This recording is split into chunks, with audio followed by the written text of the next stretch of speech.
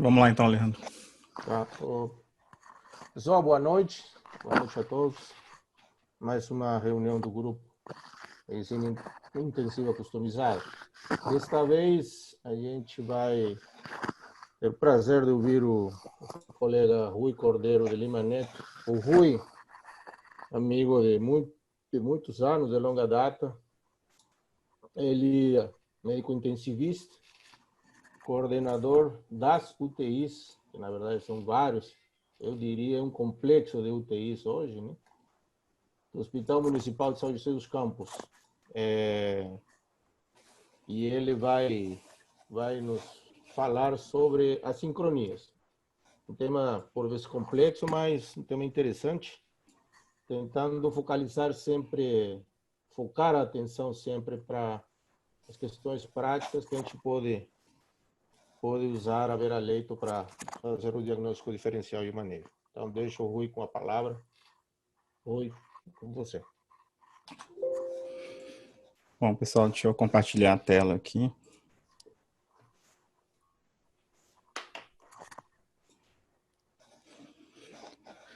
Bom, a proposta era a gente fazer uma aula de assincronias, né, de como fazer isso a beira-leito. É um assunto muito extenso, né, exige um conhecimento de ventilação mecânica prévio, né, e eu também estava bem pressionado de tempo, meu pai internou no final de semana, o Covid aumentou bastante na vila, então a gente combinei com o Alejandro a gente tentar dividir talvez em 2 tempos. Eu fiz uma aula completa, mas eu acho que talvez a gente faça um segundo tempo de prático, de vídeos, ajustes no ventilador, que é a proposta desse grupo, né? Fazer uma coisa mais prática. Mas eu fiz uma aula bem prática com o que a gente precisa discutir. A aula tem a duração de 1 hora certinha, tá? Depois a gente abre para perguntas. Peraí que fechou o negócio de participante aqui.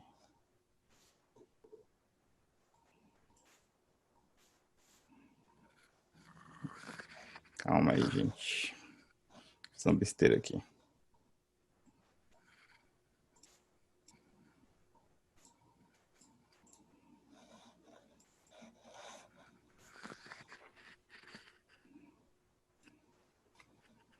Achei. Pronto. Fechei a de participantes, eu não estava conseguindo deixar o pessoal entrar. Bom, vamos lá.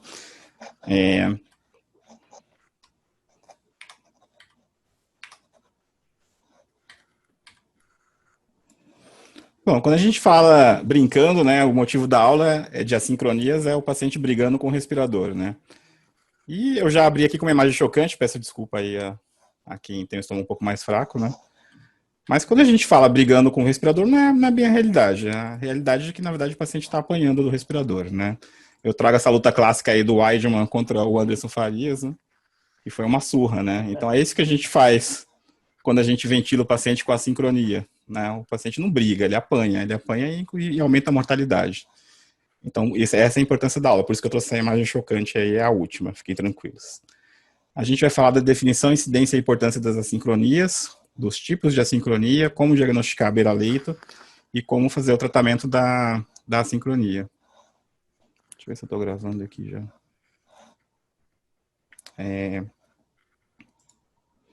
Bom, o que é a sincronia? A sincronia é isso daí, a gente colocar o cérebro do paciente, a gente coloca num ventilador mecânico, que é um computador, né? Um computador bem rudimentar, e o que ele vai fazer é fazer exatamente o que você falou para ele fazer. Então a gente tem que sincronizar, na verdade, o cérebro do paciente com o cérebro nosso, né? O cérebro do cuidador. Então cabe a gente interpretar o que o paciente quer, né? O que ele quer em ventilação e em respiração, e a gente tem que programar o respirador para o que o paciente quer. Então esse que é o lance, isso que é a dificuldade, né? A pressão da ventilação contra a pressão muscular do paciente, o drive neural do paciente contra o tempo mecânico do respirador. Então isso que é sincronia, a gente precisa que isso aqui esteja casado.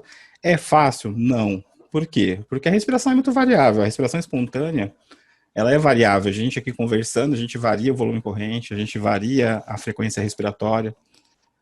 Então, como é que você coloca o paciente no respirador 400 ml de volume, 12 de frequência respiratória o tempo inteiro, né? Em pessoas tão dinâmicas quanto a gente.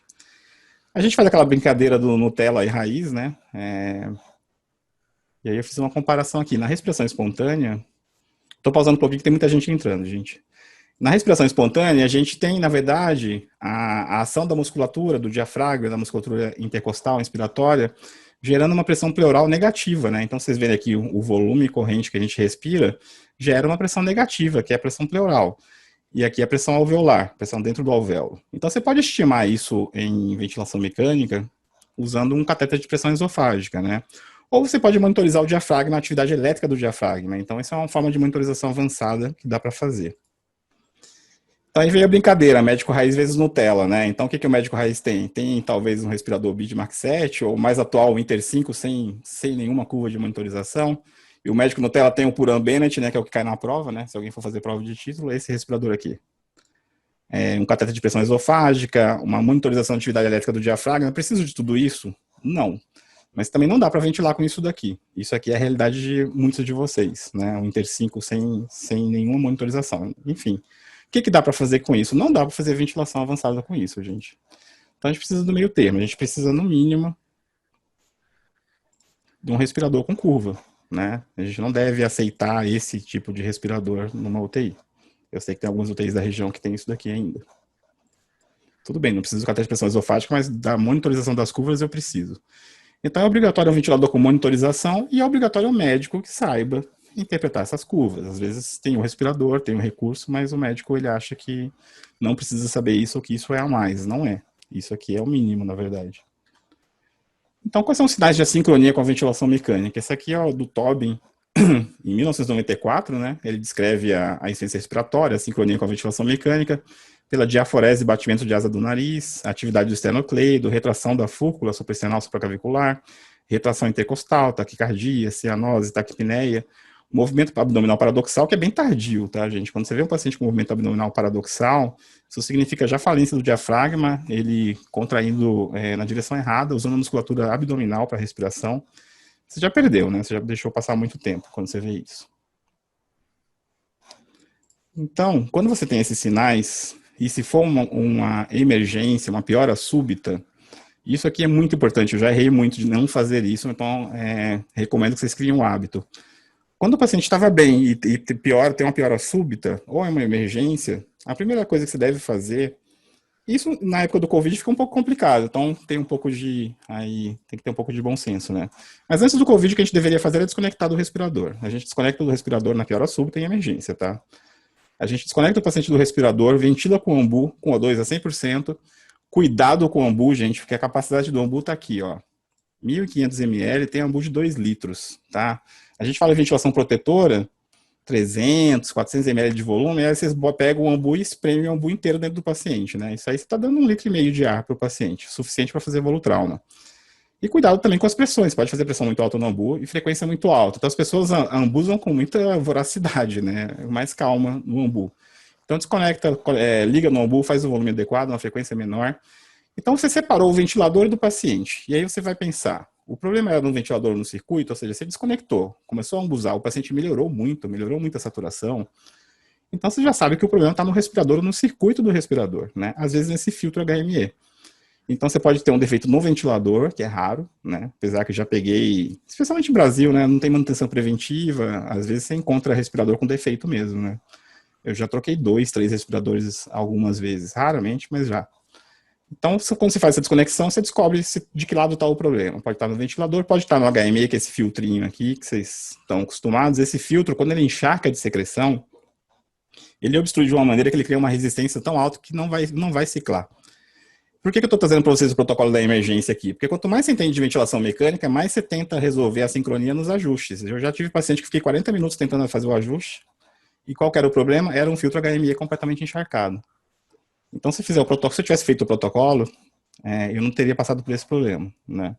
Porque às vezes o problema não está no ventilador, a sincronia não está no ventilador. Então, olha o HME, se não está com excesso de secreção, se não está obstruído, se não tem obstrução no circuito, e se não resolver o problema fazendo essas etapas, o problema está no paciente, ou na interface do respirador com o paciente, que é o tubo ou a traqueostomia, né?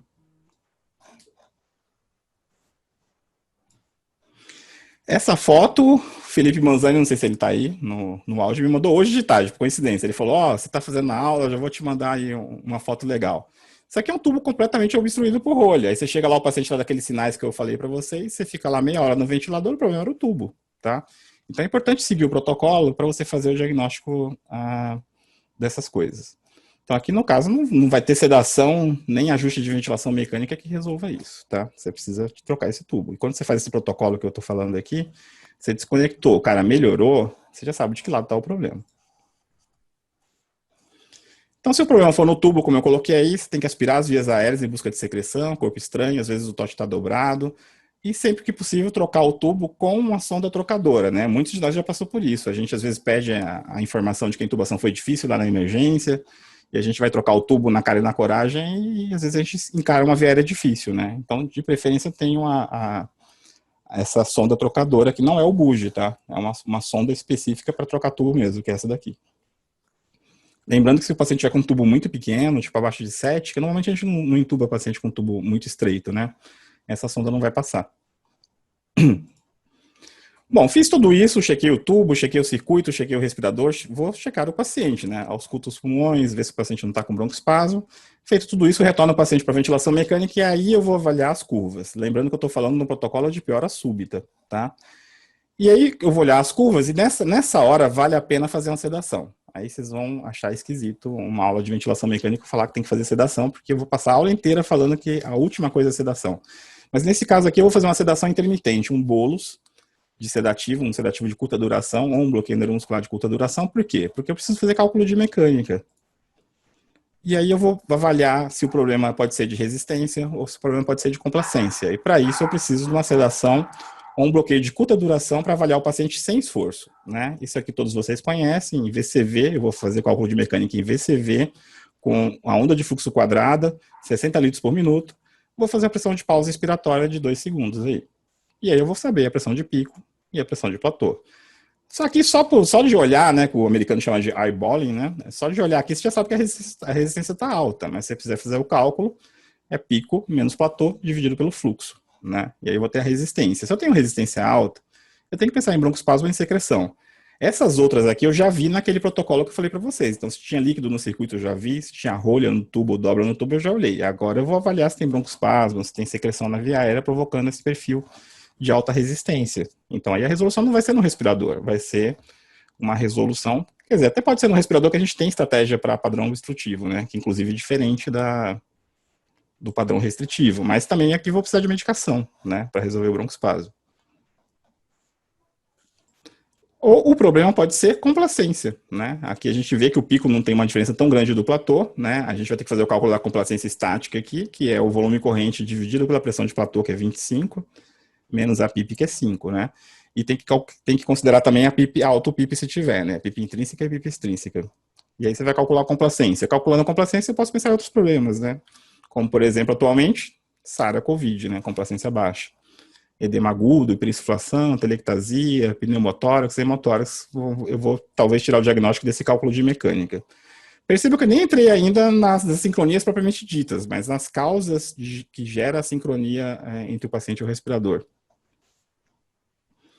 Então, o que é a sincronia, que eu já expliquei para vocês, é a diferença entre o tempo neural, o tempo do paciente, e o tempo mecânico, que é o tempo programado pelo respirador.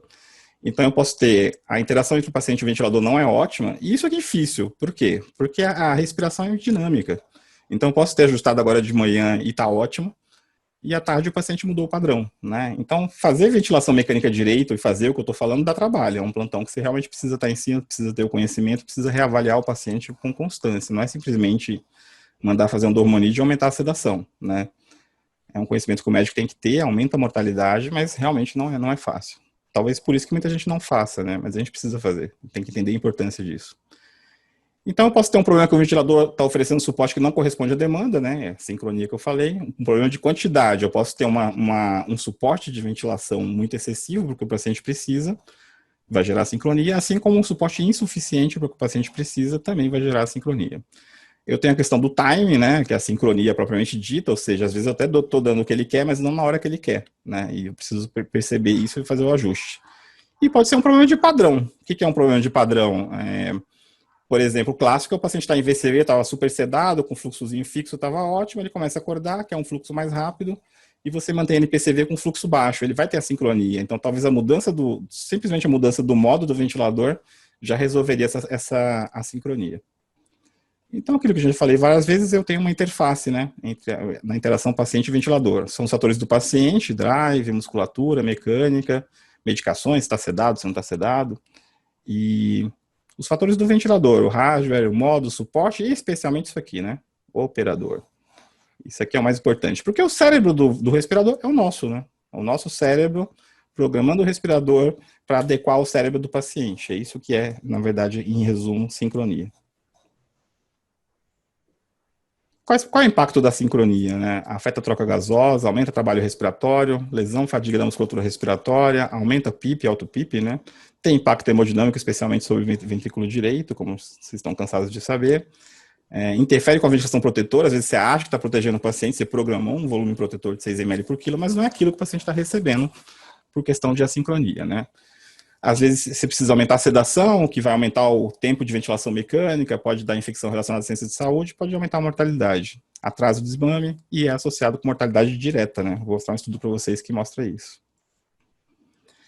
Então, a sincronia, gente, ocorre em 25% dos pacientes intubados em UTI, de acordo com esse estudo de 2006, tá? Então, é bem frequente, não é coisa rara. Um quarto dos nossos pacientes em ventilação vai ter a sincronia. Ela pode ser observada somente com as curvas do ventilador, você não precisa de recurso avançado, você não precisa de um cateter de pressão esofágica para ver isso, somente um respirador com monitorização, com as curvas de pressão, volume e fluxo é suficiente. E temos esse índice, que é o chamado índice de assincronia nos estudos, que é o quê? Você pega a frequência respiratória do paciente, o número de assincronias naquela frequência, multiplica por 100. Acima de 10% é relevante, aumenta a mortalidade, tá? Então, se a cada uma sincronia, a cada 10 ciclos, eu já estou com um índice acima de 10%. Mais do que uma, já tem um pior desfecho. Esse estudo que eu falei para vocês que aumenta a mortalidade é um estudo observacional com 50 pacientes, né? Então, só levanta a hipótese. Eles viram 7.000 horas de ventilação mecânica, né? Fizeram a gravação de 7.000 horas de ventilação mecânica. O índice de assincronia médio era 3,4%, porém 6 pacientes estavam acima de 10%. A mortalidade, ó, no grupo menor que 10, 23%. No grupo maior do que 10, 67%. É uma associação com mortalidade altíssima, né? Mas é um estudo observacional, não dá para dizer que é isso que acontece de verdade, né? Porém, a gente tem uma forte hipótese aí de aumento de mortalidade. Bom, eu vou fazer um approach agora, uma abordagem AMIB das assincronias. É o que está no guideline de 2013, é o que cai na prova, né, para vocês que estão pensando nisso agora. E no final da aula eu trouxe uns 3 ou 4 slides colocando o approach do Brochard, que deu uma aula de sincronia agora recentemente, acho que alguns de vocês assistiram. É um professor brilhante, um pesquisador importante na ventilação mecânica. Ele tem algumas considerações importantes, né? Mas eu vou no modo mais tradicional aqui. O modo mais tradicional, a AMIB, é classificar as assincronias de acordo com a fase. Então, tem uma sincronia de disparo, que é no início da ventilação mecânica, quando deflagra o respirador. Eu tenho a sincronia de ciclagem, que é quando sai da inspiração para a expiração, né, quando tem mudança de fase. E tem a sincronia de fluxo, né? O fluxo é a velocidade de ar que está entrando na via aérea. Então, são 3 grupos de assincronias. Então, vamos começar a falar do grupo agora, do grupo das assincronias de disparo, como está aqui. Tá? Então, essa sincronia de disparo, eu vou falar agora do autodisparo. O que é autodisparo? É quando o respirador dispara sem interação do paciente. Não foi o paciente que provocou o disparo no respirador. E está fora da programação que você colocou, né? Isso acontece muito, gente, quando a gente tem um vazamento no respirador. Então, às vezes, você tem um cuff desinsuflado, um furo no circuito, um circuito mal encaixado é mais frequente. E essa fuga aérea leva ao erro do respirador, ele interpreta que o paciente puxou e ele libera o ciclo, né? Então, o frequente é você ver esse serrilhado na curva, né? Você vê que tem uma oscilação na curva basal, e aí você vai ter, aqui você tem um ciclo clássico, né? Um ciclo assistido com esforço do paciente, aqui com pressão negativa do paciente. Quando a gente respira, que a gente puxa o ar, o que eu faço? Pressão negativa, né? A gente respira em pressão negativa e o respirador funciona em pressão positiva. Então, eu consigo ver na curva a pressão negativa que foi disparada pelo paciente. Só que aqui tem uma coisa que não é o paciente, né? É uma coisa cíclica. E a curva está toda serrilhada. Então, isso aqui pode ser vazamento, pode ser secreção. Às vezes tem líquido ali no circuito, gerando um turbilhonamento no ar quando ele passa, que provoca essa alteração na curva. E pode ser oscilação cardíaca. Isso aqui pode ser o batimento cardíaco movimentando a caixa torácica, né? Outra causa é o ajuste da sensibilidade. A ajuste da sensibilidade, eu vou usar a expressão mais fácil e mais difícil, porque sensibilidade alta, baixa, confunde, né? O Alejandro gosta disso, né? Ele faz as pegadinhas, ele faz essa sensibilidade alta ou baixa. Por quê? Porque se você falar menos 0,5 ou falar menos 2, o menos 2 matematicamente é um valor menor, né? Do que 0,5, só que o 2 é mais força que o paciente tem que fazer do que 0,5. Então, se você deixar uma sensibilidade muito fácil, né? Não vou usar a expressão matemática, mas uma sensibilidade que dispare muito fácil, o paciente não faz esforço, mas pode provocar autodisparo no respirador. Isso aqui, gente, vocês têm que conhecer o respirador de vocês. Eu, por exemplo, trabalho com Dixtal 3012, 3020, eu boto sensibilidade de 0,5 e ele não provoca autodisparo. Eu trabalho com Takaoka, que você coloca a sensibilidade de 4, 5 e ele tem autodisparo. Então, os respiradores lidam diferente com isso e tem alguns melhores que outros em relação a isso. Então, cuidado com o ajuste da sensibilidade, mas lembrando que não é a maior causa. A maior causa é vazamento, secreção no circuito, oscilações cardíacas. Oscilação cardíaca, como que é isso? É o coração batendo e movimentando a caixa torácica. Às vezes, o circuito está aqui em cima da caixa torácica do paciente. Então, você pode tentar tirar o circuito de cima da caixa torácica e deixar ele suspenso. Isso resolve alguns casos, mas não todos. Por quê? Porque a vibração cardíaca intratorácica, ela pode transmitir para o tubo. Então, mesmo você tirando o circuito aqui, não vai resolver. O que você vai ter que fazer? Vai ter que realmente deixar a sensibilidade um pouco mais difícil para resolver o autodisparo, tá? Mas lembrando que a principal causa é vazamento e secreção do circuito. Então, procura essas coisas primeiro. Aqui a gente tem no gráfico um respirador mesmo, né? Aqui é uma curva de pressão, aqui é uma curva de fluxo, aqui é uma curva de volume. E esse aqui está ótimo para você perceber o que é autodisparo, porque é PSV. Em PCV você não iria conseguir perceber, né? Vocês estão vendo que já tem uma curva serrilhada, tanto de fluxo quanto de pressão, que já dá a dica, né? Que isso aqui pode trazer erro para o respirador. Só que como é PSV, aqui o paciente que está respirando, né? E quando o paciente respira, ele bota um pouquinho de pressão dele, né? Então eu tenho aqui uma curva de pressão maior, fluxo maior, essa aqui foi o paciente. Essa aqui é uma curva de pressão maior, igual com a outra. O fluxo maior foi o paciente. E aqui você vê que tem uma curva de pressão meia boca, né? Quase metade da outra e um fluxozinho meia boca também. Por quê? Porque aqui o respirador disparou sozinho. Não tem a pressão do paciente, não tem o que é PSV. É um modo espontâneo, né? Então aqui o paciente não puxou. Foi o respirador que disparou automaticamente, com certeza por conta dessa oscilação aqui nas curvas. Então essa é a sincronia de autodisparo, tá? A resolução disso é tentar ver o que está acontecendo, tirar a secreção, ver se não tem vazamento, ou talvez ajustar a sensibilidade, para ficar um pouco mais difícil, né? Aqui é aquele ciclo que eu falei para vocês que é um autodisparo, não foi o paciente. Em PCV você não veria isso, tá? PCV você veria exatamente o mesmo comportamento da curva. Como é que você desconfia em PCV? Normalmente a frequência respiratória está muito alta, né? O autodisparo faz frequência, como está aqui, ó, 35, tá vendo? Então você começa a perceber que tem alguma coisa aí que não está batendo, né? Normalmente a frequência está bem acima do que você programou. E também outra dica é o serrilhado, né? Essa curva cheia de oscilação. Bom, a outra sincronia de disparo, e essa é a mais importante, por quê? Porque se a gente vai falar assim, qual é a sincronia mais comum? É essa, é o esforço inefetivo, tá? A sincronia mais comum disparada e provavelmente é que mais traz mortalidade. Por quê? Porque o paciente está fazendo esforço e ele não está sendo atendido, o respirador não está reconhecendo que ele está respirando. Isso é importante? Por quê? Porque se o respirador não reconhece que o paciente tentou respirar, ele não abre a válvula inspiratória. Então é como se você estiver respirando afogado, é tentar respirar contra uma válvula ocluída, né? É muito esforço do paciente, e imagina isso 24/7 aí, e sem ninguém perceber o que está acontecendo. Então, a gente tem aqui esforço inefetivo nesse primeiro ciclo, a gente tem um esforço efetivo. Você vê a pressão negativa, gerada pelo esforço do paciente ao tentar respirar, e ele conseguiu alcançar, aqui está a faixa da sensibilidade. Então, quando ele chega aqui nesta faixa, o respirador dispara. Digamos que isso daqui seja -1. Então, ele conseguiu fazer um esforço de -1, e ele disparou o respirador atendeu, abriu a válvula inspiratória, liberou um fluxo de ar, né, que gerou uma pressão na via aérea. Ótimo, isso aqui tá perfeito, é o que a gente vê no dia a dia. Só que aqui a gente tem uma curva em que não houve isso. A gente vê um esforço, tanto na curva de pressão, que ficou negativa, quanto na curva de fluxo, que ficou mais positivo, né, porque quando eu tento respirar, o que eu faço? Então, eu gero pressão negativa e gero fluxo positivo, porque é fluxo no sentido de entrada, né, um fluxo inspiratório. E quando o respirador ele estava no fluxo expiratório, o ar estava saindo. Então, quando o paciente puxou aqui, o respirador ainda estava na expiração. E eu puxei e gerei um fluxo inspiratório. Então, eu tenho o choque dos fluxos. Esse choque dos fluxos é que aumenta essa curva que vocês veem essa deflexão aqui, tá? Então, gente, qual que é o problema aqui? Eu já dei muito essa aula falando que o problema aqui era a sensibilidade, né? Que você talvez botasse a sensibilidade aqui mais para cima, ou seja, uma sensibilidade mais fácil, você resolveria esse esforço inefetivo. E pode ser realmente um problema de sensibilidade, mas a maioria dos casos não é. A maioria dos casos é isso aqui que a gente está vendo aqui, é auto-PIP. O que você está vendo aqui?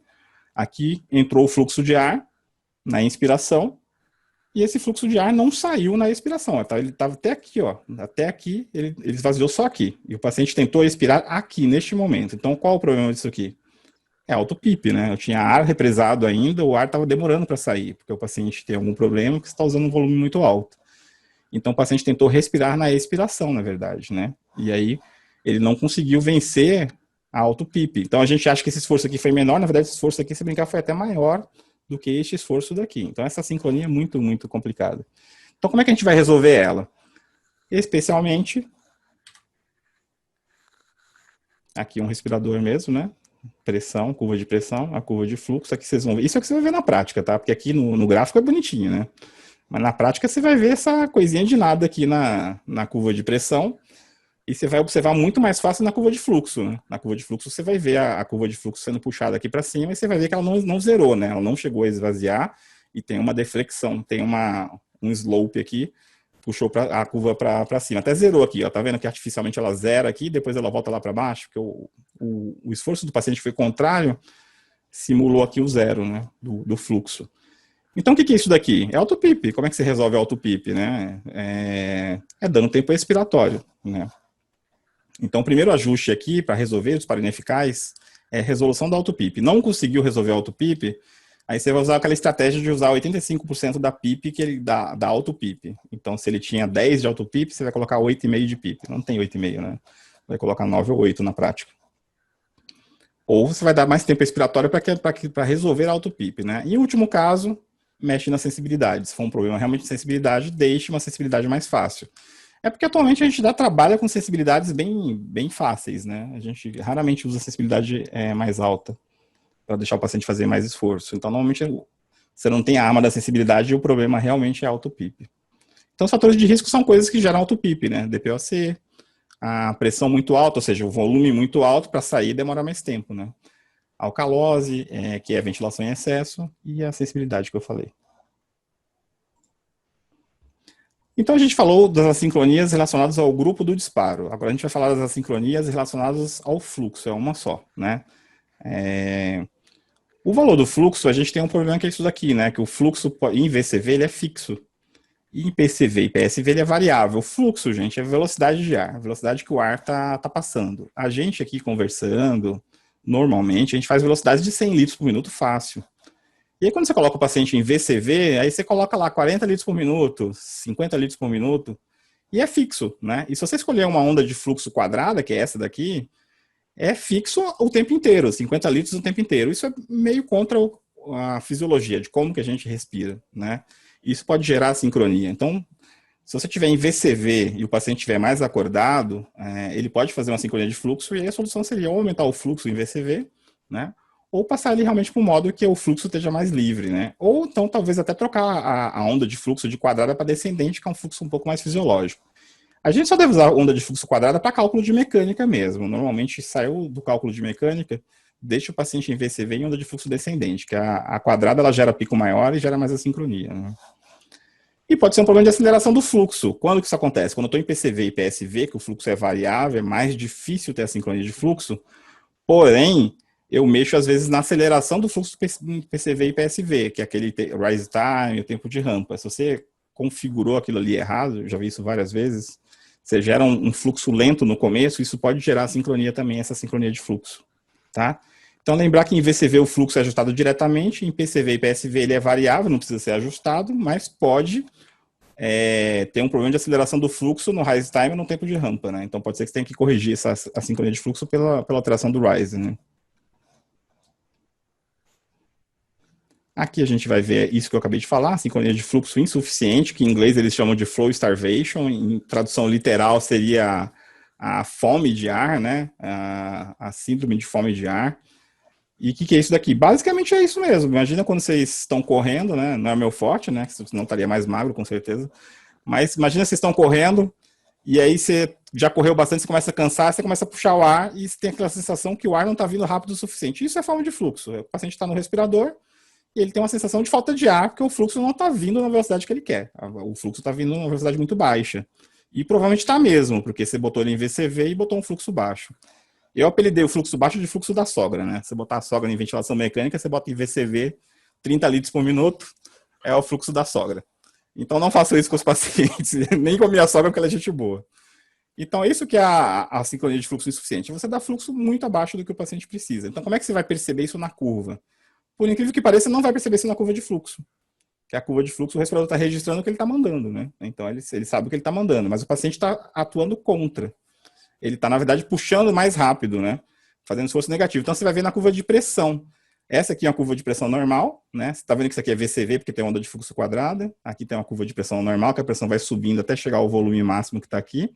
E nessa segunda curva, você vê que a curva de pressão, que era para ser uma subidinha bonitinha, tem um M aqui, né?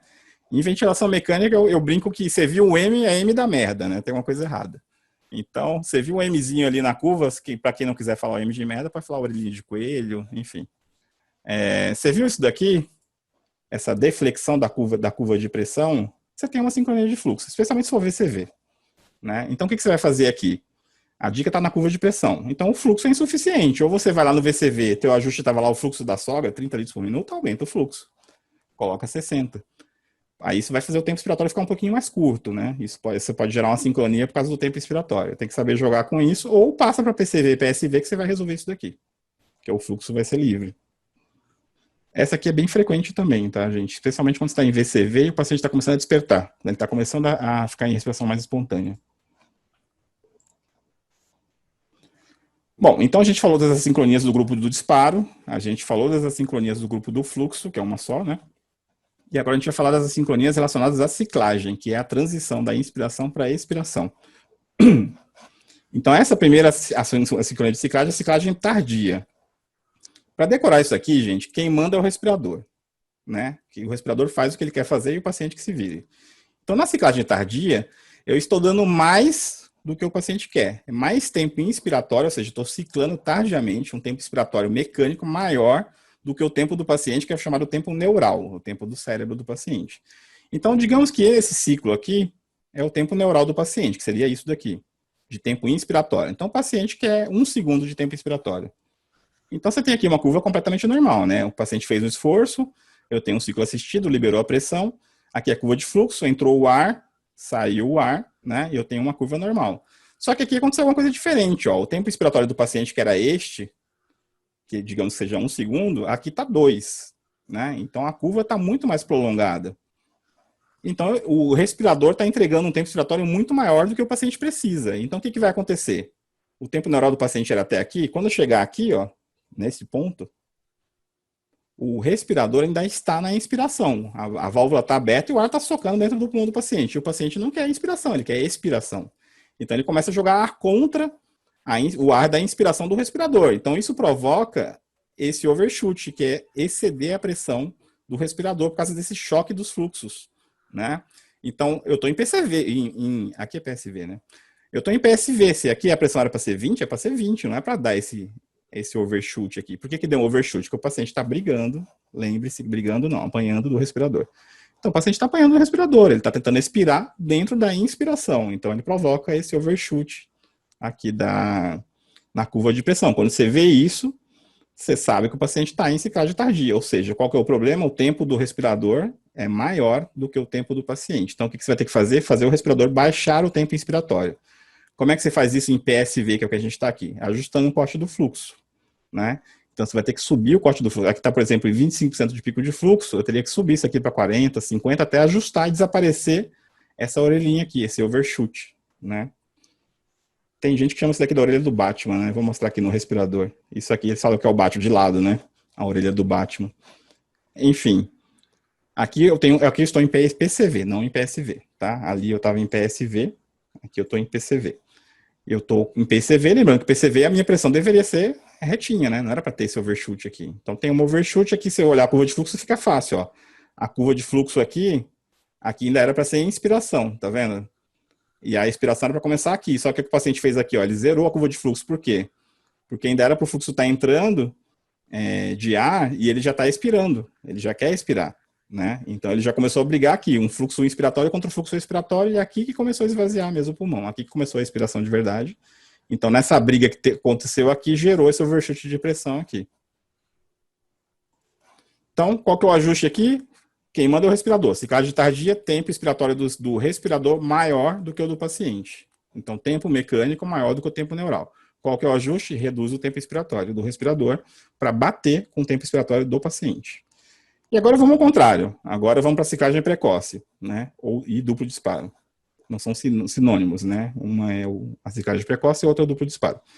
O que é a ciclagem precoce? Quem manda é o respirador. Então, a ciclagem precoce é o tempo do respirador é menor do que o paciente quer. Então, tempo mecânico maior do que o tempo neural. Então, o que eu estou vendo aqui? Esse aqui é o tempo do ventilador, eu estou vendo essa curva, e esse aqui é o tempo do paciente. O tempo neural vai até aqui. E o respirador só foi até aqui. Então, o que acontece? O paciente está na inspiração, e o respirador já entrou aqui, ó, na fase de expiração. Aqui o respirador já está em fase de expiração, e o paciente está inspirando. Então, novamente, choque dos fluxos. Quando tem o choque dos fluxos, eu tenho essa alteração da curva de fluxo aqui. Você vai ver o calombinho ali, que na verdade é fluxo ins contra fluxo ex, né? Aqui já estava acontecendo a expiração, ó, pelo respirador, e o paciente está tentando puxar. Aqui ele tentou puxar, né? Ele gerou essa alteração na curva de fluxo, ele gerou essa alteração na curva de pressão, mas não conseguiu disparar o respirador. Então eu tive aqui uma ciclagem precoce, que é o tempo do ventilador menor do que o tempo do paciente, mas ele não conseguiu disparar novamente o respirador. Já aqui é a mesma sincronia de ciclagem precoce, só que dessa vez, esse esforço daqui do paciente, ou ele foi mais forte, ou mais prolongado, e ele conseguiu disparar de novo o respirador. Isso aqui é perigosíssimo. Por quê? Isso aqui é muito pior do que isso. Por quê? Porque isso aqui aconteceu 2 disparos do respirador. Então, se eu falei assim, legal, eu botei 6 ml por quilo, meu paciente está com 300 ml, ele está protegido. Não está, porque quando ele faz isso, ele toma 300 aqui e toma 300 aqui. Então, ele dobra o volume, né? O inglês ele chama de breath stacking, que é o empilhamento das respirações e do volume das pressões. Ou seja, essa ventilação deixa de ser protetora toda vez que isso acontece, né? E isso pode estar acontecendo várias vezes, se ninguém está percebendo isso daqui. Então, isso daqui é bem, bem grave para os pacientes da gente, especialmente em paciente que precisa ser protegido, né? Que usa volumes muito baixos, né? Como SARA, COVID. Então, gente, ó, aqui um respirador de novo, você está vendo aqui, ó, a curva de pressão normal, e aqui você tem uma deflexão positiva da curva, e aqui na curva de fluxo fica mais evidente o choque dos fluxos, né? O fluxo era para estar esvaziando, que o respirador já está na expiração, mas o paciente está na inspiração, então ele gera esse Mzinho aqui. Lembra que eu falei para vocês que M em ventilação é M de merda, né? Alguma coisa está errada. Então, neste caso aqui, é a ciclagem precoce, tá? O que aconteceu? O tempo expiratório é quem manda o respirador. Ciclagem precoce, tempo expiratório do respirador menor do que o do paciente. Então, eu preciso aumentar o tempo inspiratório para resolver isso, tá? Então, aqui aconteceu a ciclagem precoce, aqui aconteceu a ciclagem precoce e aqui aconteceu duplo disparo. Esse esforçozinho dele aqui conseguiu disparar o respirador de novo. E neste momento que é o problema grande. Olha um M aqui de novo de merda, né? Mzinho, volume dobrado, ventilação não protetora. Então, como que eu vou tratar as assincronias? É meio que já resumi para vocês em cada slide, né? Mas como que eu vou tratar? Eu vou fazer controle de dor e ansiedade, às vezes não é um problema de ventilação, é um problema do paciente mesmo, que está com um drive muito instável por assincronia, por dor, por ansiedade, por abstinência, né? Os pacientes meus do Hospital Municipal tem muito paciente drogadicto, abstinência de tabaco, abstinência de álcool, abstinência de droga. Às vezes tem abstinência ao opioide que a gente usou, tem abstinência ao benzodiazepínico, tudo isso a gente tem que avaliar. Por isso que quando me chamam para avaliar a sincronia, eu já sei que eu vou ter trabalho. Por quê? Porque você tem que pensar em muita coisa, né? Não é simplesmente a resposta rápida faz um dormonide, né? Você não está fazendo um bom trabalho quando você responde assim. Você precisa olhar o paciente, olhar o respirador e ver tudo isso que a gente discutiu na aula. E às vezes está aqui, está no controle de dor e ansiedade. Eu sempre faço um pouquinho de analgésico nessa hora aqui, porque fica difícil você saber se é dor ou não. Tem escala, tudo bem. Mas às vezes faço um analgésico para ver se consigo controle. Se não conseguir, já sei que não era aquilo. Tem os ajustes dos parâmetros respiratórios que eu acabei de conversar, falei com vocês. De repente, O negócio é mudar de modo, o paciente está mais acordado, ele estava em VCV, coloca ele em PSV, coloca ele em PCV, né? Às vezes o modo espontâneo para esse paciente estar mais acordado, ele quer mais dominar a ventilação dele, o PSV é o melhor. Cuidado, que a gente acha que o PSV resolve tudo, né? E tem muita sincronia em PSV, tá? Então, PSV é melhor, mas ele não é a solução para tudo. Inclusive, tem uns estudos aí do PAV com sincronias e NAVA, né? Com sincronias 70%, 80% maiores do que o PSV. Então, o PSV também não é uma maravilha, né? Mas é o que a gente tem. Modos avançados, enfim, a literatura não está mostrando muita coisa aqui, talvez para PAV, né? Mas talvez não é opção para a maioria da gente também.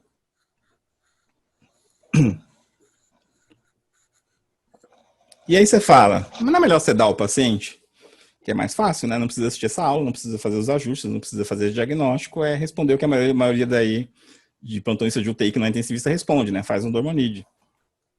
Esse estudo aqui mostra que não. 30 pacientes em VCV, é um estudo observacional de novo, né? Foi publicado na Critical Care em 2013. Mas o que eles pegaram? Pacientes com índice de assincronia acima de 10%, a sincronia que eles mais viram era duplo disparo, né? E era observacional, podia sedar, ajustar ou não fazer nada. Se vocês olharem aqui, o índice de assincronia era altíssimo. Esse eixo Y é o índice de assincronia. A gente sabe que acima de 10%, que é aqui, associa com aumento de mortalidade. Esses pacientes tinham 40% de assincronia pré-intervenção. E aí, nesse caso aqui, fizeram sedação. Caiu de 40 para 25. Ou seja, saiu de péssimo para ruim, né? Ainda ficou muito ruim.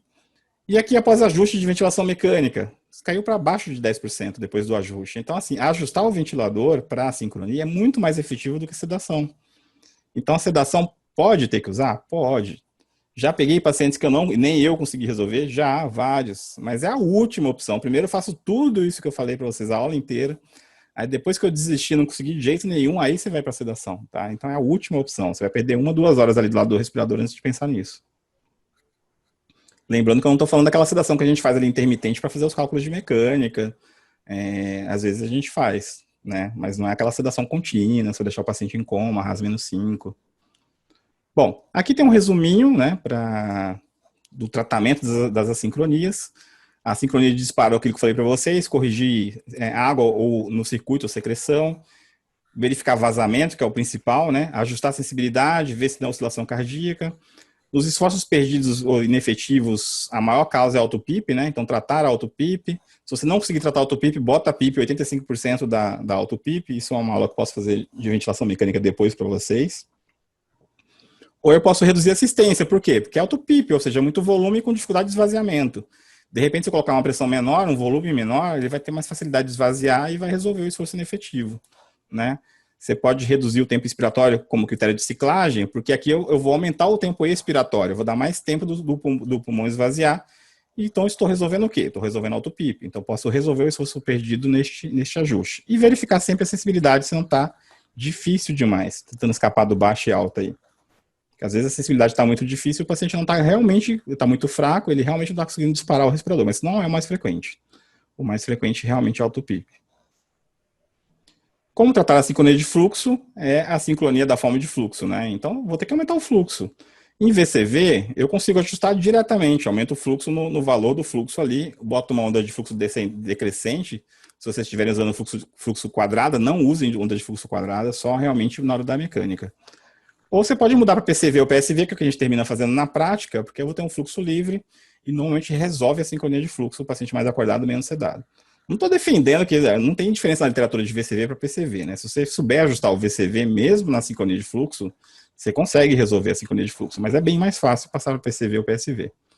Em PSV e PSV, se tiver sincronia de fluxo, que é difícil, como eu falei para vocês, talvez é porque você está dando, por exemplo, pouco suporte. Então, você está botando a pressão muito baixa e o paciente precisa de mais, então ele está puxando muito, ele está ficando sincrônico porque o suporte está baixo. Então, aumenta o valor do PCV, PSV e garanta pelo menos 6 ml por quilo de volume corrente.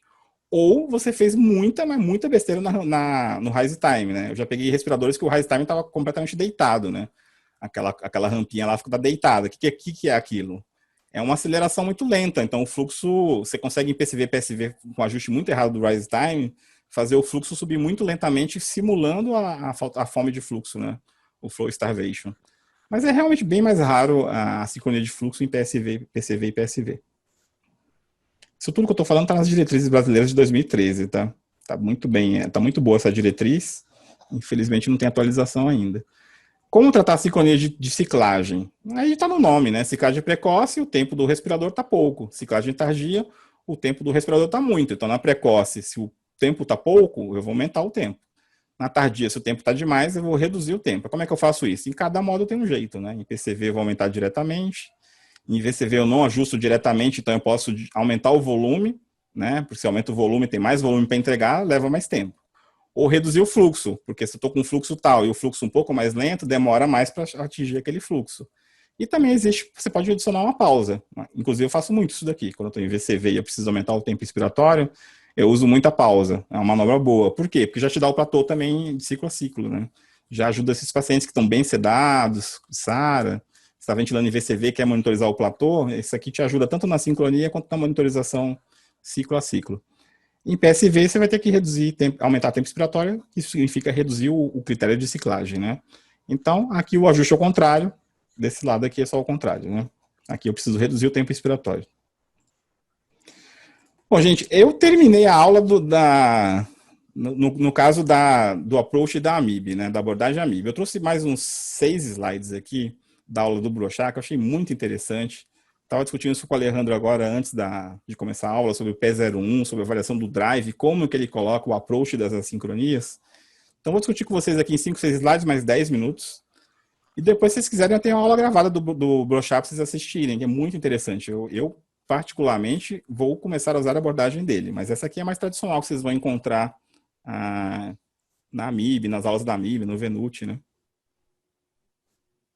Bom, o que o Brochá colocou na aula dele, nos trabalhos dele? Ele colocou o seguinte, que a gente tem a sincronia, uma assincronia do drive do paciente com a quantidade de ventilação mecânica, ou seja, se eu tenho muita ventilação mecânica ou pouca ventilação mecânica, e se eu tenho muito drive ou pouco drive. Então, aquele que fala dose de ventilação mecânica, esse aqui é o trabalho respiratório normal. Então, se eu dou muita ventilação para esse lado daqui, e aí eu gero a sincronia por excesso, gero Ville, né? E se eu vou para esse lado daqui, que é insuficiente, eu gero insuficiência respiratória, que também aumenta a mortalidade, disfunção orgânica. Então percebam que é ruim para os dois lados, né? O ideal seria estar no meio aqui, é dose adequada de ventilação mecânica. E aí ele classifica as assincronias de uma maneira muito legal.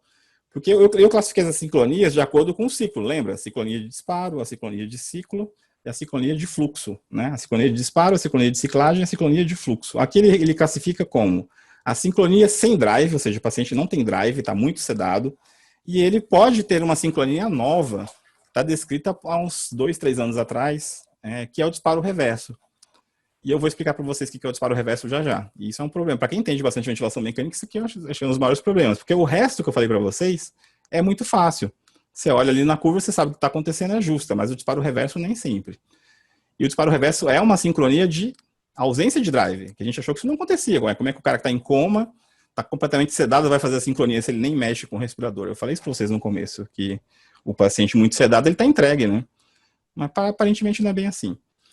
Aí ele classifica as sincronias que a gente já conhecia. O drive respiratório baixo, pelo P01 baixo, já vou explicar o que é o P01, e ventilação excessiva, ou seja, o que é? Ventilador demais. Então, alto disparo, a ciclagem tardia, que é tempo expiratório demais, a apneia, por quê? Volume minuto muito alto, aí o paciente faz a apneia porque ele não está precisando respirar. Só que quando ele faz a apneia, ele desperta, né? Então, você interrompe o sono do paciente e tem as consequências hormonais, estresse metabólico, que a gente sabe da síndrome de apneia.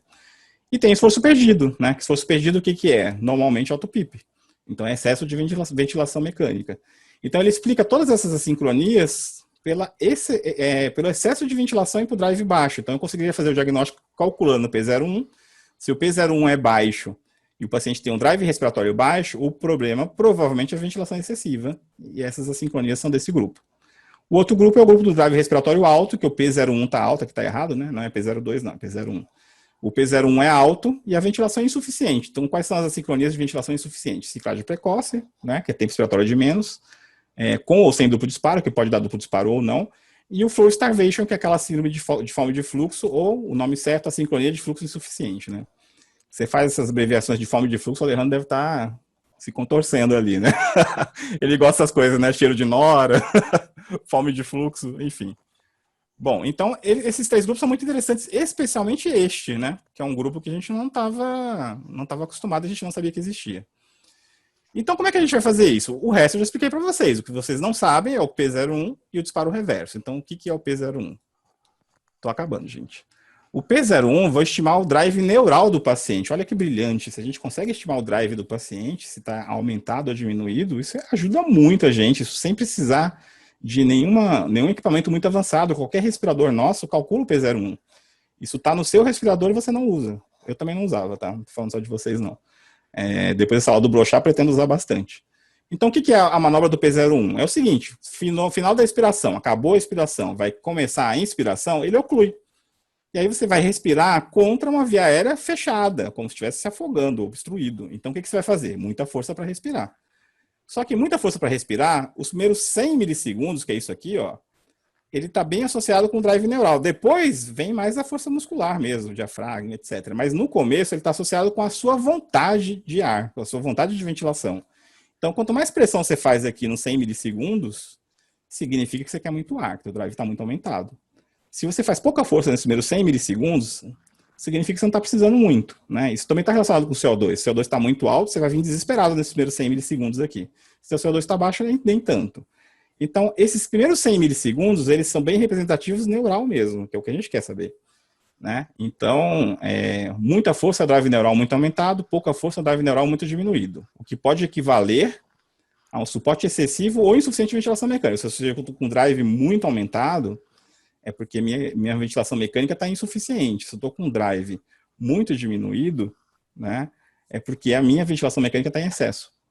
Então, como é que a gente faz isso? A gente vai lá, tem lá no teu respirador a manobra do P01. Você fez a manobra, ele vai te dar um valor, né? Que são os primeiros 100 milissegundos de pressão negativa após uma oclusão.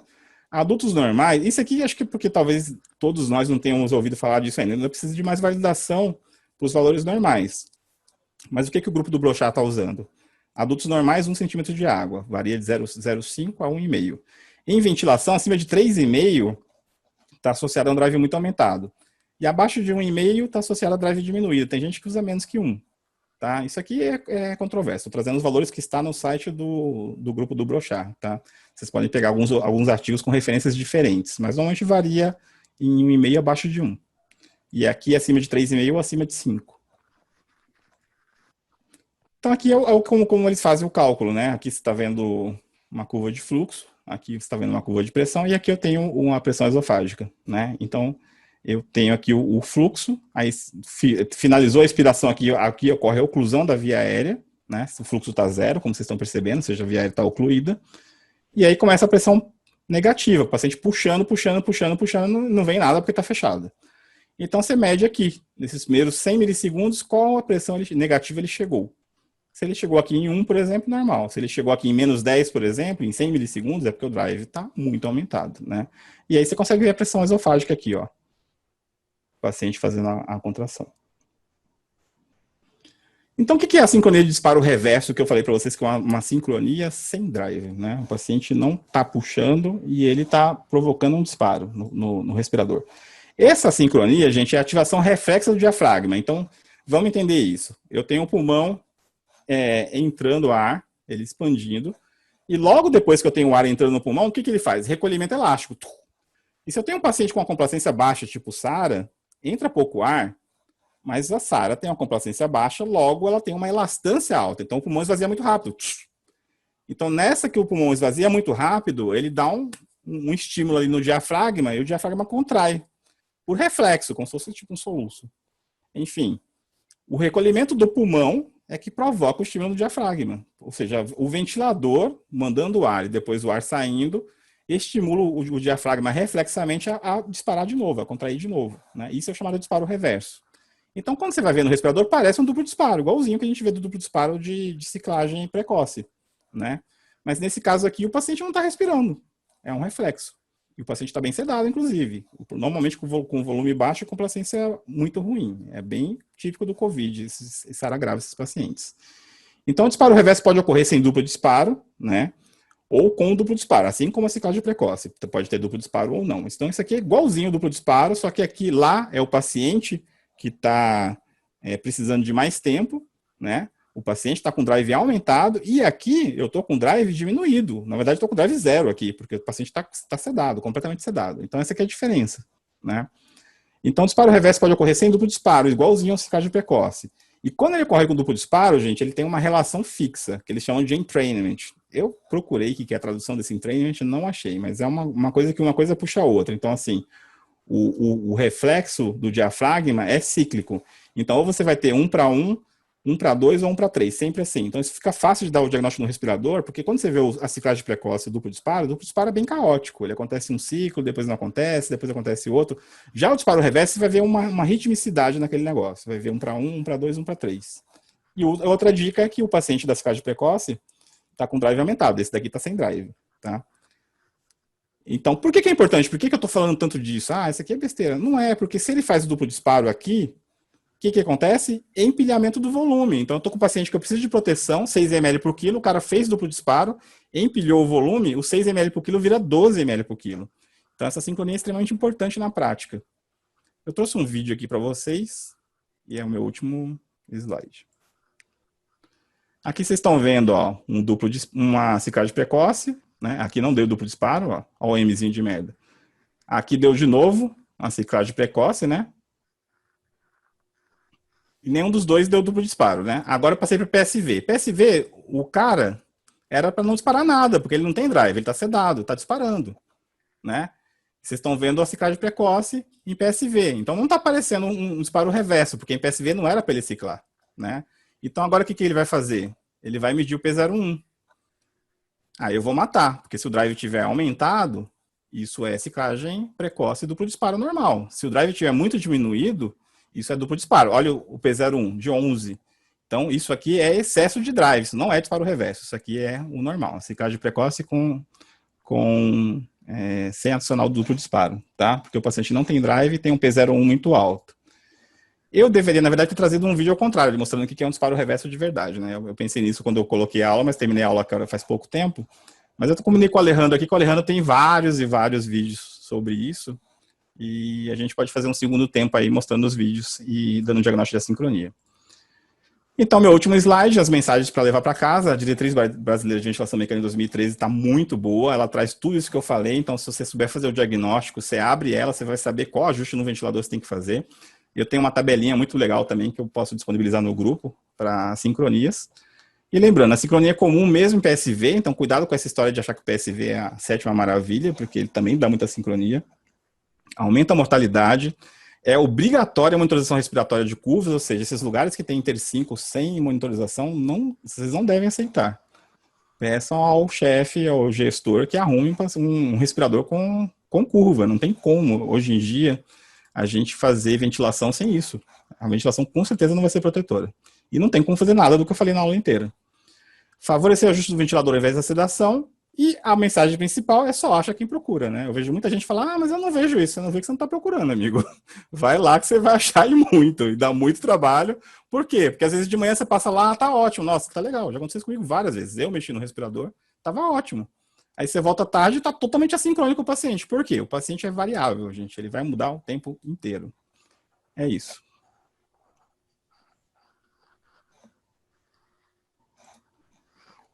Ok. Obrigado, doutor Rui. Realmente a aula de sincronia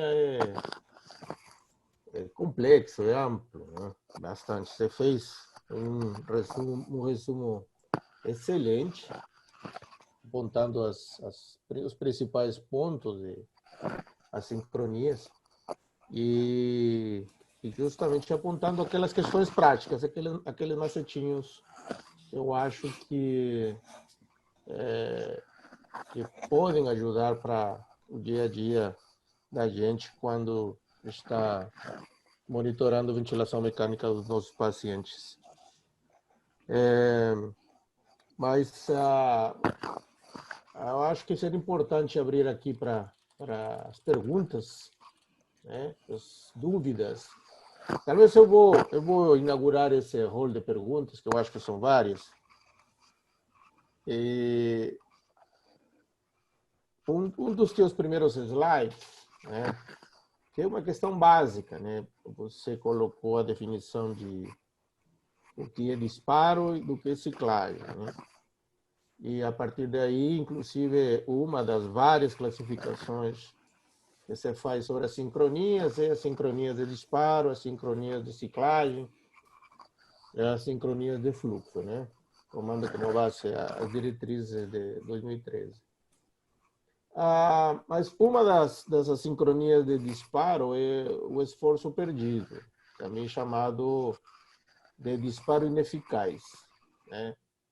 A pergunta seria, esse nome de disparo ineficaz estaria correto? Toda vez que, se não houve disparo, como que ele foi ineficaz? Ou seja, não chegou a abrir a válvula inspiratória, houve um esforço e a válvula inspiratória não abriu de fato. Por isso que o esforço se perdeu. Mas se o esforço se perdeu e a válvula inspiratória ela não se abriu, então não houve disparo. De fato, não houve mudança da fase expiratória para a fase inspiratória. Ora, o nome está incorreto, no teu entender? Então, isso você sabe que é controverso, né? Várias referências que você acha falam coisas diferentes. Eu realmente peguei a padronização da MIB justamente para fugir das polêmicas, porque são várias, né? Por exemplo, no duplo disparo, é duplo disparo ou é dupla ciclagem, né? Porque ali está ciclando, na verdade, né? E duplo disparo, aquela que não cicla poderia ser considerada duplo disparo, né? Ou seja, é complicado isso daí. Mas em relação a disparo ineficaz, vários textos trazem o que você falou, como se fosse perdido, e não como disparo ineficaz. Porque se você tiver a curva de monitorização da pressão esofágica ou atividade elétrica do diafragmático, você vê esforços grandes e sem nenhum processamento ali no respirador. Ou seja, realmente não ocorre disparo nenhum, é esforço perdido mesmo. Então, tecnicamente, acho que o termo mais correto é realmente esforço perdido. Tem uma pergunta aqui da Guacira, se puder falar sobre por que não usa mais SMV e tem uma galera que ainda insiste em usar. Eu vou responder e passo a palavra para o Alejandro. O SMV, o problema do SMV é que o SMV ele faz ciclos controlados, ele faz ciclos assistidos e ele faz ciclos espontâneos. Então, isso tem que ser dentro da mesma janela de tempo. Então, por exemplo, se eu tenho uma frequência de 10, a minha janela de tempo é 6 segundos. Então, se eu tiver um primeiro ciclo nesses 6 segundos, ele vai ser controlado. O segundo ciclo dentro desses 6 segundos vai ser assistido e o terceiro vai ser espontâneo. E isso bagunça muito o drive respiratório do paciente, né? Porque é pela alternativa de modos, na verdade. Então, ele não se mostrou melhor para nada, porque, assim, para ventilação controlada, ventilação protetora, ele não é bom, não faz proteção. E para desmame de ventilação mecânica, o PSV é superior, por causa dessa confusão de drive. Né? Então, é aquilo que eu coloquei no grupo hoje, meio como piada, né? Que é do grupo do Ângelo, que tem uma comunidade no Facebook, ele é muito bom em ventilação mecânica, ele colocou assim, se o SMV fosse um filme, qual ele seria? Aí ele colocou que é o Walking Dead, né? Tipo assim, não serve para nada, não serve para desmame, não serve para ventilação controlada, enfim, o SMV tá sem nicho, né? Ele não é melhor em nada. Então, não tem por que você utilizar ele se você tem VCV, PCV e PSV, né? Não é que ele é um modo terrível, mas tem modos melhores para todas as propostas, né? Então, sinceramente, eu faço essa brincadeira, eu tô tentando ser um pouco menos crítico, né? Porque às vezes eu sou muito agressivo nas críticas.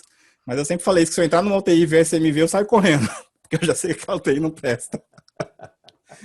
O Alejandro, se quiser comentar aí. Bom, primeiro comentário que eu gostaria de fazer, e isso vai um pouquinho em relação à minha pergunta. O que hoje se entende por disparo não é apenas um único momento, né? Que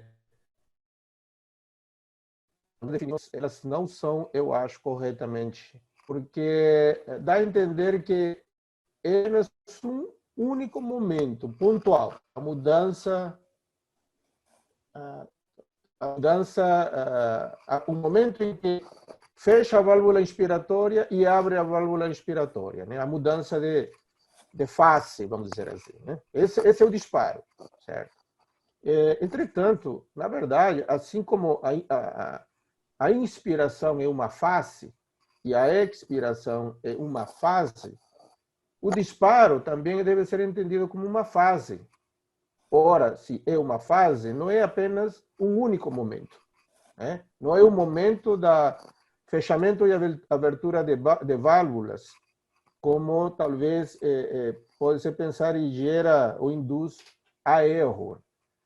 O disparo é uma fase, como tal, tem uma duração.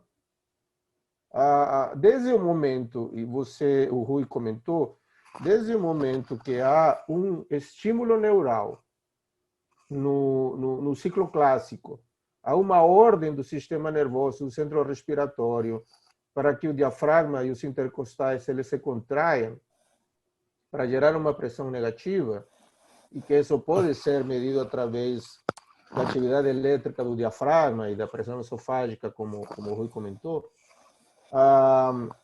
transcorre um tempo. Isso já, inclusive, tem sido estudado, quanto deveria ser o tempo aproximado, embora não há muito trabalho sobre isso, mas fisiologicamente, alguns estudos mostram que esse tempo não deveria ultrapassar de 100 milissegundos, ou seja, 0,1 segundo.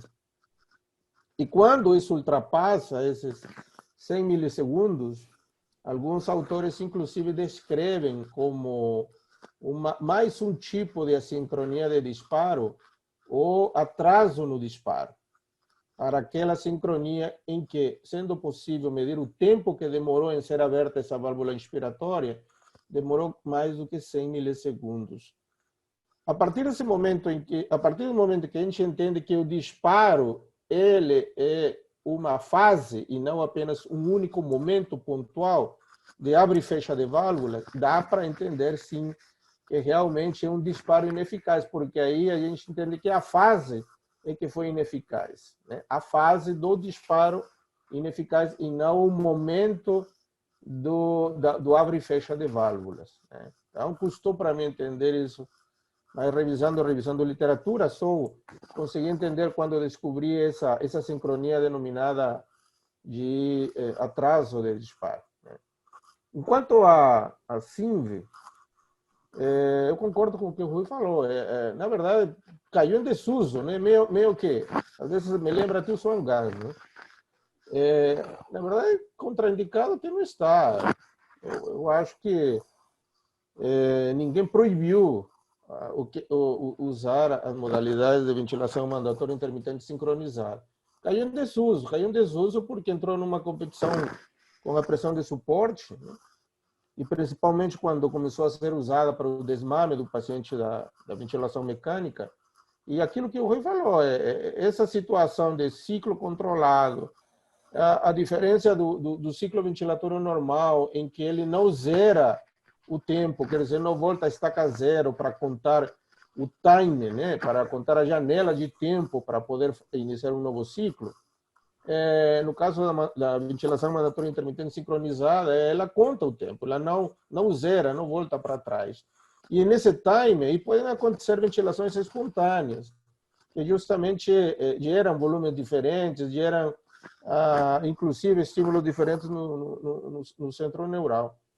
E quando se compararam os estudos de SINV com pressão de suporte, a pressão de suporte começou a se mostrar com as ressalvas, inclusive, da ventilação de suporte, porque não é a panaceia, eu concordo com o Rui, mas em relação à pressão, a SINV, a pressão de suporte se mostrou muito melhor para essas finalidades. Então, realmente caiu em desuso pela sua desvantagem perante a pressão de suporte, e a gente terminou realmente não usando mais o SINV nos pacientes, né? Não sei se alguém tem mais algum comentário, experiência, em relação a essas duas questões. Bom, a gente tem várias perguntas aqui, acho que eu vou responder as três ao mesmo tempo e passo para você. Se alguém quiser fazer um comentário, gente, avisa aqui que eu desbloqueio o áudio. Bom, vamos lá, vou ler as três perguntas, já respondo as três de uma vez só. O Diomário perguntou sobre o PRVC. O PRVC, Eu não sei se bem o que você está falando, mas esses modos cada respirador chama de um jeito, né? Mas são modos híbridos, são modos que tentam juntar PCV com VCV. Então, quando você ventila em PCV, você tem uma pressão controlada, mas o volume está solto, né? E quando você ventila em VCV, você tem um volume controlado, mas a pressão está solta. Então, esses modos híbridos, eles tentam misturar pressão com volume. O que eles fazem? Por exemplo, eu estou ventilando em PCV, mas eu digo para o respirador que eu quero tanto de volume. E o ventilador vai se ajustar dentro daquele volume que eu estou pedindo, dentro do limite, obviamente. Então, por exemplo, botei 20 de pressão, mas eu quero 400 de volume. Então, é isso que ele vai fazer. Ele vai tentar manter 20 de pressão com 400 de volume, só que ele aumenta um pouco a pressão ou diminui um pouco a pressão de acordo com a complacência do paciente.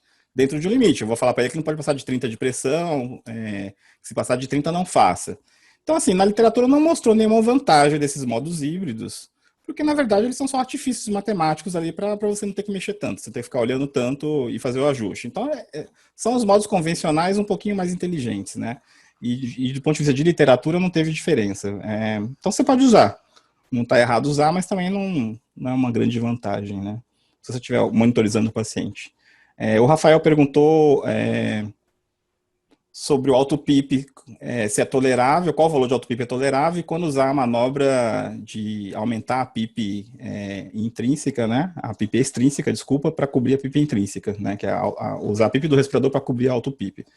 Então, valor de auto-PIP tolerável é uma pergunta complicada. A gente não deve tolerar auto-PIP. Auto-PIP é igual a tentar resolver auto-PIP, aumentar o tempo de esvaziamento do pulmão e tentar resolver auto-PIP. Então, tolerável, teoricamente, valor nenhum. Porém, tem paciente que você não consegue resolver o auto-PIP desse paciente. Tem pacientes muito obstruídos, DPOCs graves, que você pode fazer o ajuste que você quiser, a auto-PIP vai permanecer. Então, quando você não conseguiu resolver o auto-PIP, aí você vai lançar a mão, que é uma falha, você vai lançar a mão da manobra de usar 85% da PIP do paciente. Ela não está somando, como você colocou aí. Ela está, na verdade, contra a PIP do paciente. Então, não tem somatório. Na verdade, está facilitando. Porque se o paciente tiver, por exemplo, digamos, 10 de auto-PIP e eu botar uma sensibilidade de -2, ele tem que baixar 10 de auto-PIP mais o -2 que eu coloquei. Se eu coloco a PIP do paciente em 8, eu diminuo a distância da auto-PIP para a PIP em 2. A distância não vai ser mais 10, vai ser 2. Mais a sensibilidade, entendeu? Então não está somando, está ajudando. Mas quando que eu vou usar a manobra? Quando eu não conseguir resolver o auto-PIP. Se você tentou aumentar o tempo expiratório, baixou a frequência, enfim. Eu falo que você tem que se comprometer às vezes. Às vezes você se compromete com o auto-PIP, que você não conseguiu resolver. Às vezes você viola um pouco o platô, porque você não conseguiu resolver de outra forma. A ventilação em pacientes muito graves, ela exige compromisso com alguma coisa. Você tem que escolher o que é menos pior, né? Às vezes tolerar auto-PIP é menos pior do que as outras alternativas. O Vitor perguntou, na estratégia do COVID, vejo muita sincronia de fluxo. Digamos que eu tratei todas as causas, tentei aumentar o fluxo o máximo possível, e quando que eu decido abrir mão da estratégia protetora para não voltar com sedação bloqueio neuromuscular? Ô, Vitor, essa dúvida é muito, muito frequente para vocês. Você tem que entender o seguinte, COVID e SARA grave, na verdade é SARA grave, ela tem duas fases diferentes. Então você tem a fase da catástrofe, pulmão muito inflamado, ventilação muito protetora. E neste caso, você vai fazer a sedação profunda, bloqueio neuromuscular, e vai fazer a ventilação mais protetora possível. Então não vai ter sincronia de fluxo, que o paciente não vai estar acordado o suficiente para brigar por isso. Quando ele melhorou, saiu dessa fase, aí você vai passar por uma estratégia de provavelmente um modo mais espontâneo, PSV, ou até mudar para PCV, e vai retirar a sedação. Então, assim, a tua dúvida é relacionada à fase. Você está na fase de catástrofe, você não vai ter a sincronia de fluxo suficiente, você vai sedar bastante mesmo. Agora, realmente, o Covid está dando um baile na gente, mesmo eu que tenho 20 anos de terapia intensiva, alguns pacientes são dificílimos de sedar, nunca usei tanto sedativo, tanto bloqueio neuromuscular na vida, e nem tão prolongado, né? Porque a gente sabe fazer esse discurso de 48 horas, Covid já tive pacientes com 10 dias de bloqueio neuromuscular e não tolera sair mesmo, né? Então, aí, no caso, para mim, é uma interpretação de fase. Que fase está o paciente? Se o paciente está na fase muito inflamada, muito grave, relação PF muito baixa, não dá para deixar ele respirar, que ele vai se autodestruir, né? É aquela PCILI que eles falam, não é nem vilha, é PCILI mesmo. Então, acredito que aí seja um problema de fase mesmo. Você quer responder essas três, Alejandro? Tem mais duas aqui. A primeira pergunta é sobre o modo híbrido, a segunda sobre auto-PIP, qual o valor tolerável, e a terceira a sincronia de fluxo em COVID. Eu anotei, sim, eu achei as três bastante interessantes. O PRVC, a gente tem certa prática ali na UTI da Santa Casa. E a gente tem usado em alguns pacientes. Eu concordo com o Rui, é um modo combinado, é um modo em que o primeiro ciclo, na verdade, porque o PRVC é pressão regulada por volume controlado. Isso que significa PRVC, pressão regulada por volume controlado. Então, o primeiro ciclo é um ciclo em VCV, porque ele, com esse primeiro ciclo controlado, ele calcula a complacência, né, e calcula qual seria a pressão para esse volume, porque nesse primeiro ciclo eu escolho um volume determinado, que é o volume pelo peso predito. Então, calcula a complacência e qual seria essa pressão para atingir esse volume protetor de acordo com essa complacência. E os próximos ciclos, eles são de pressão controlada. Entretanto, a ventilação é dinâmica, né? Então, isso pode mudar no tempo muito, e os ajustes que foram feitos inicialmente, eles podem ter que estar mudando constantemente e isso gerar um problema ventilatório no final do paciente. Mas, como o Rui disse, não é contraindicado. A gente tem certa experiência de PRVC lá na Santa Casa também. Com relação ao autoPIP, concordo, é um artifício, né? É que a questão do autoPIP parte-se do princípio que na fase inspiratória, o volume de saída do ar feito pela válvula inspiratória, que abre mais ou que abre menos, para manter uma pressão do ar represado que está tentando sair, a abertura da válvula expiratória, ela abre mais ou abre menos para garantir essa PIP que a gente está querendo. Esse é o princípio de uma PIP. A abertura da válvula expiratória, se fecha muito, deixa apenas um buraquinho muito pequeno de abertura, vai ficar mais ar para trás represado, portanto, vai aumentar mais a pressão dentro da via expiratória, gerando uma PIP maior. Esse é o princípio. Uma PIP menor, abertura significa a abertura da válvula expiratória mais, né, ao ponto do ar sair mais também, deixar menos ar represado na válvula, na via expiratória e com isso gerar menos PIP. Inclusive, o que é o ZIP? A válvula completamente aberta, o ar saindo realmente todo o ar que tinha e praticamente zerando, ou seja, se equiparando à pressão atmosférica, né? que é o ZIP.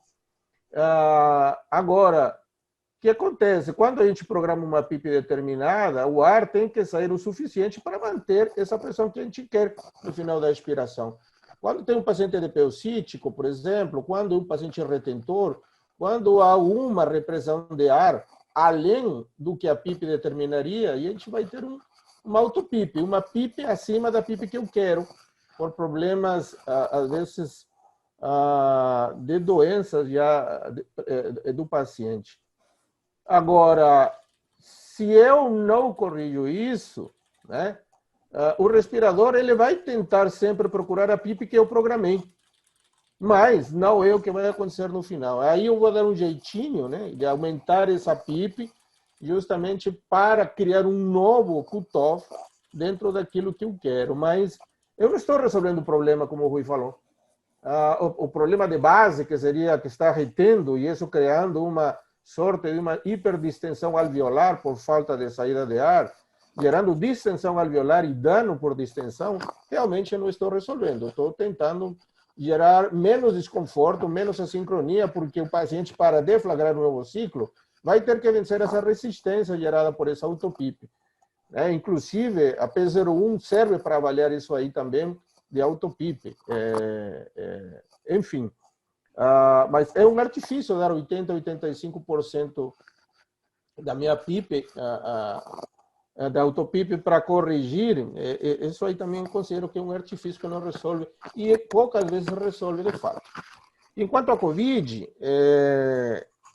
realmente, apesar que com o Rui temos alguma diferença quanto ao conceito dos tipos de SARA, né, Rui? SARA, de SARA, Mas eu acho que quanto ao manejo, a gente concorda plenamente. E eu gostaria de dizer, eu não sei se o Conrado está aqui ainda conosco, o Conrado é um colega que trabalha comigo, que é o Rotina, eu diria que um dos que aqui no Vale tem mais experiência em APRV, na UTI Covid que a gente tem na Santa Casa, há bastante experiência de tratar os pacientes em APRV. Então, assim, o APRV presume um paciente que não está curarizado, um paciente que está com driver respiratório, e a gente justamente aproveita isso para usar a pressões elevadas. O Conrado, eu comprometi ele a fazer uma aula só de APRV, aqui talvez seja uma das primeiras de janeiro, contando um pouco a experiência dele. A aula já está pronta, inclusive, mas o que vai ser mais interessante é contar um pouco a experiência que ele tem, que, por sinal, tem tido bastante sucesso nos pacientes com Covid. Mas, afinal de contas, o manejo é o manejo do paciente com SARS, eu concordo com o Rui. Então, se o paciente está começando a ter driver respiratório, se ele foi tratado convencionalmente como uma SARA grave, curarizado nas primeiras 48 horas, e ele começou a fazer o desmame e a retirada da sedação, vai ter os problemas, não só de assincronias, mas os problemas dependentes, inclusive, do uso do bloqueador neuromuscular, da dependência ao opioide, enfim, uma série de outros fatores que vão influenciar nessas assincronias e não apenas os fatores clássicos, como o Rui descreveu, para essas sincronias de fluxo, né? Então, outros componentes, a própria doença pulmonar, no caso do Covid, a própria lesão, o próprio comprometimento parenquimatoso e as fibroses que possam estar ficando como sequelas, com certeza vão influenciar na mecânica ventilatória dele. Bom, deixa eu ver aqui. O Cláudio pediu para explicar um pouquinho mais sobre o calcular o P01. Ô, Cláudio, eu estava conversando com o Alejandro antes da aula. O P01 é um negócio relativamente novo, né? E eu estava conversando com ele que como ia ficar muito extenso, e eu também não tenho esse material que o Alejandro tem. O Alejandro tem uns vídeos, tem do respirador fazendo o cálculo do Dixtor e tal. Então a gente vai fazer um segundo tempo focado nisso daí mesmo, de vídeo e explicar o P01 especificamente. Na verdade, se conversava com o Rui sobre isso, porque há algum tempo que eu venho preparando uma revisão sobre P01. Aliás, era o próximo post do blog. E ia ser vai ser, de fato, vai ser um post, na verdade. Mas eu posso fazer um resumo, uma aula só falando de P01, porque eu reuni um material muito bacana, né? Hoje, inclusive, eu gravei um vídeo. Eu gostaria pedir para o Rui, eu vou só passar o vídeo para vocês, os que têm o Dixtal, né, verem como é fácil localizar esse P01. E eu me comprometo, vai depender da disponibilidade de todos, que a gente não tinha pensado fazer nada semana que vem. Mas se for só da P01 até e fazer uma questão rápida, daria para fazer uma revisão daquilo que eu já preparei para publicar no post. O Rui, como faço para colocar o vídeo? Não, você está liberado aí, só botar em share screen, aí teu vídeo tem que estar aberto, isso. Os que estão vendo aqui a tela, todos esses artigos que estão vendo aqui em PDF, eu não sei se todos estão enxergando. Todos estão enxergando, Rui? Estão vendo sua tela. Então, todos esses artigos em PDF são sobre P01. Todos, desde o estudo original de 1975 até os últimos artigos de 2020, que são de janeiro a julho, sobre P01. Né? Eu acho muito bacana esse assunto. Para quem tem Dixtal, é bem simples. Esse vídeo eu gravei hoje, porque eu estou tentando terminar esse post, como eu falei para vocês. Observem aí. Então, Alejandro, o vídeo você tem que compartilhar o vídeo mesmo. Vocês estão vendo só sua tela. Tira o share screen da tela e bota só do vídeo. Igual você fez da outra vez.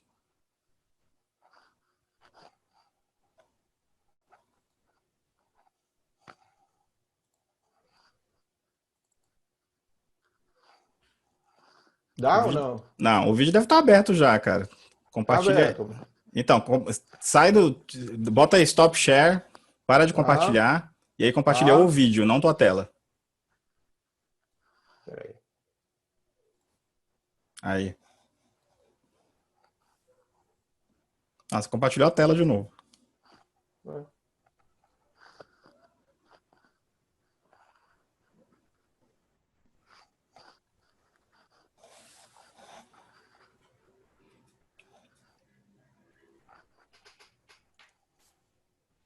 Tá rodando o vídeo? Não, não. Estou tentando. Ah, o vídeo não abriu pra você. Aqui tá rodando o vídeo para mim, mas eu acho que para vocês não. Não, pra gente não. Você tem que estar compartilhando sua tela. Sai da tela e compartilha o vídeo. Aparece as opções lá de várias coisas, procura o vídeo no share screen. Peraí.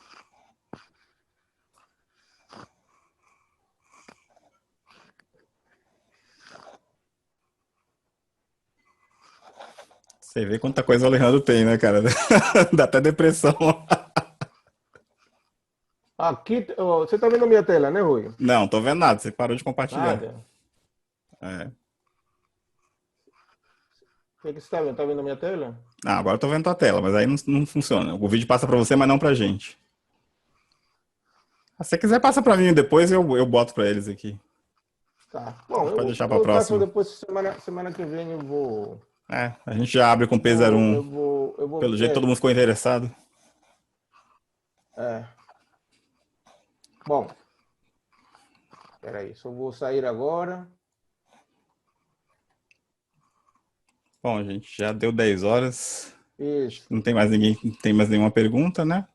A gente combina uma próxima sessão lá pelo grupo, então. Peraí só um pouquinho. Tá. Bom, eu acho que o assunto é realmente bem interessante. A gente conversa aí no grupo para ver se há possibilidade de reunir as pessoas semana que vem. A gente faz sobre o P01 uma revisão, que na verdade eu queria fazer a parte prática com os vídeos. Tem um conjunto de vídeos muito bons sobre aula de sincronias que eu fiz aí no curso de residência do hospital.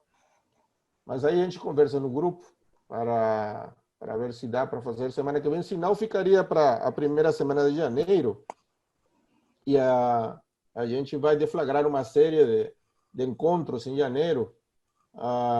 E outros colegas aí do grupo vão participar também. Eu gostaria, os que estão aqui presentes ainda, pedir para divulgar um pouco essas nossas atividades. A gente está esperando poder ganhar novas adesões com colegas de outros estados, não apenas de São Paulo. Nós temos vários colegas já que estão em estado de Brasil, Goiânia, Santa Catarina, Paraná, Minas Gerais. Recentemente, o colega de Mato Grosso do Sul entrou.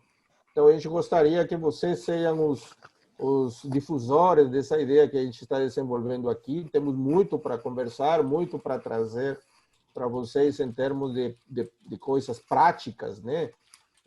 E úteis para o dia a dia do manejo do paciente com ventilação mecânica. Então, peço a todos para que nos ajudem a divulgar e para que essas reuniões cada vez cresçam mais e poder desenvolver essa linha de ação de medicina intensiva. Eu agradeço muito mais uma vez o Rui, que preparou essa aula, e com bastante esforço. Parabéns, Rui.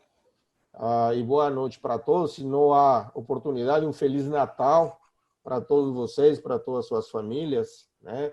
Se a gente não se vê semana que vem, um feliz ano novo também para todos os que vão, de alguma forma, dentro dessa situação de pandemia, poder comemorar de alguma forma com suas famílias. Então, aí deixo aí o meu abraço, a minha saudação para todos. Com muitos a gente não se conhece pessoalmente, fisicamente, mas o fato de compartilhar no grupo, ao que desde já convido a todos para participar no nosso grupo de discussão de medicina intensiva customizada.